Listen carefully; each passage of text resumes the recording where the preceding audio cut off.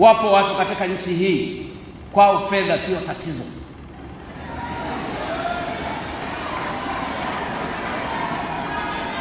Na angalau basi zingekuwa hizo fedha wamezipata kwa uhalali.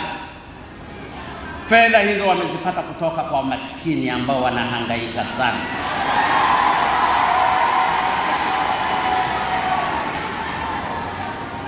Kila tulipokuwa tukigusa kuna maajabu. Nilimtuma siku moja Mheshimiwa Waziri Mkuu kwenda bandarini, aliyoyakuta kule ni uozo. Tumeanza kuchukua hatua. Kila mahali ukigusa ni shida. Nilimtuma Katibu Mkuu wa TAMISEMI kwenda Bariadi kule, alikuta barabara moja kilomita 1 imejengwa kwa bilioni 2 na ni barabara ya halmashauri ya wilaya. Mimi nimekaa serikalini miaka 20.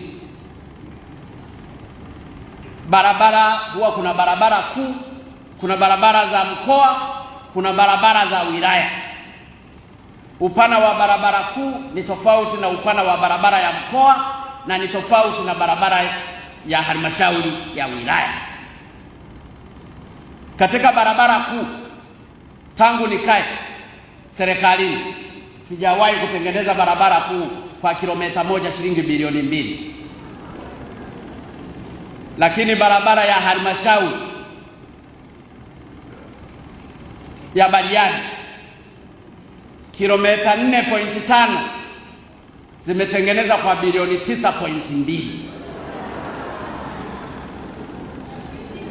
Viongozi hao wapo, mkuu wa mkoa yupo, mkuu wa wilaya yupo, mkurugenzi yupo, injinia yupo. Kwa hiyo ninapozungumza kutumbua majipu, ndugu zangu wa Tanzania, mtuunge mkono tuyatumbue kweli kweli.